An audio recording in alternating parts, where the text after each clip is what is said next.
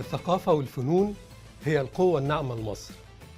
وكانت مصر دايما هي الرائدة في تصدير الثقافة والفنون للعالم العربي والعالم كله.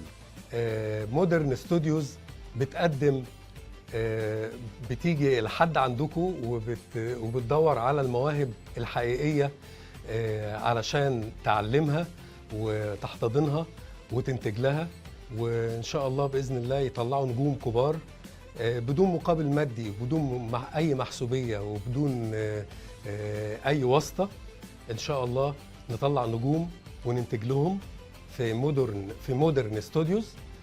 وليد حيدر سوليست دار الأوبرا المصرية ومدرس مادة الغناء العربي في معهد العالي للموسيقى العربية أكاديمية الفنون.